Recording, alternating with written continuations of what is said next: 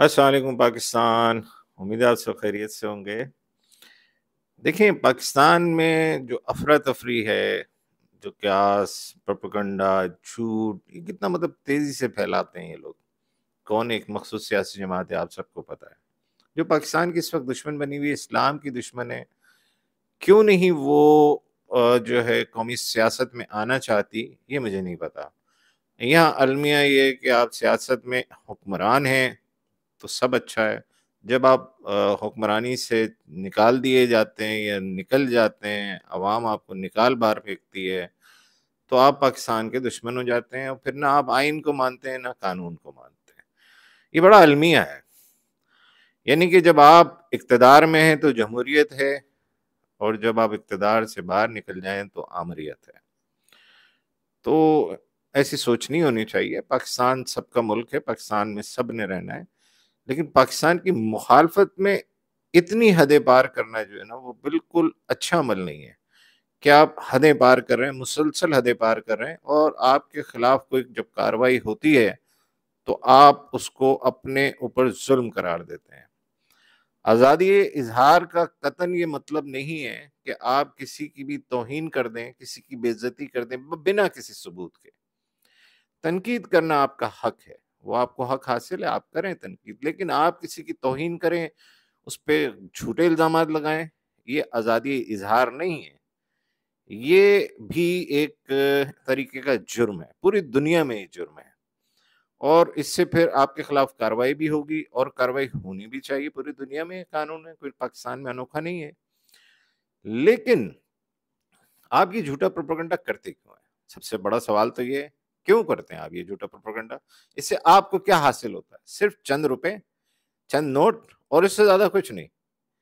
ابھی آپ یہ دیکھیے گا، جو عمران ریاض نامی جھوٹوں کا بادشاہ ہے، ابھی آپ دیکھیے گا سب سے زیادہ گالیاں آپ اس کو دیں گے۔ یہ آپ آج، یہ میں صحیح بتا رہا ہوں، آج آپ یہ اپنے پاس لکھ لیں، دن، تاریخ، وقت لکھ لیں، یہ جو میں بتا رہا ہوں نا آپ کو، کہ آپ نے سب سے زیادہ گالیاں بھی اس کو دینی، یعنی جو آپ کے خلاف گیا آپ نے اسے گالیاں دی۔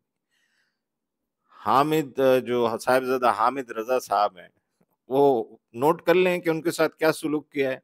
عارف الوی صاحب کیا سلوک کیا، علی محمد صاحب کیا سلوک کیا ہے۔ ابھی آپ عمران ریاض کو بھی گالیاں دیں گے، تھوڑا انتظار کریں، تھوڑا انتظار ہوگا، پھر اس کے بعد آپ نے اسے بھی گالیاں دینی ہے۔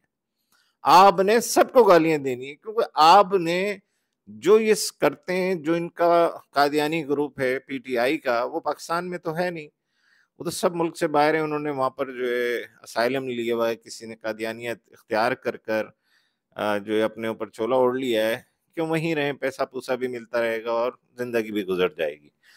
لیکن آپ جو ہے نا سچ سے ڈرتے ہیں، بہت ڈرتے ہیں آپ سچ سے۔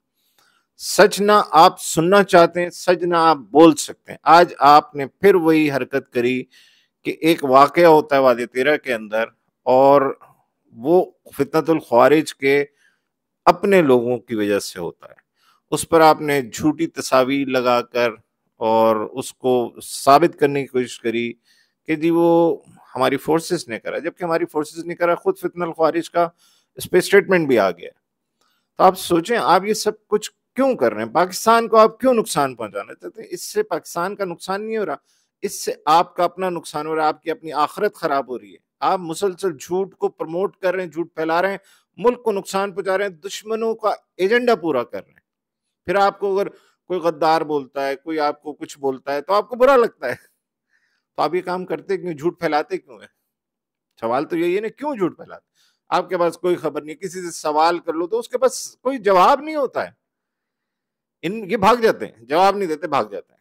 تو بھائی خدا کے لیے، جو پاکستان میں ہیں وہ کم از کم ہوشیار ہیں۔ کل کولا کو آپ کے خلاف کاروائی ہوگی، قانون حرکت میں آئے گا، آپ کے خلاف کاروائی کرے گا، جھوٹ پھیلانے پر، جھوٹ بولنے پر، پھر آپ کو تکلیف ہوگی، آپ کے ماں باپ دکھی ہوں گے، پھر وہ مظلوم بنتے ہیں، ہمارے بچے کو اٹھا کے لے گا، بڑا جی ظلم کر دیا، بڑا ظلم کیتا جی ہمارے اوپر۔ او بھائی، اپنے بچوں کو سنبھالو، وہ جھوٹ نہ پھیلائیں، جھوٹ بولنے سے ان کو روکو، ہر حال میں روکو۔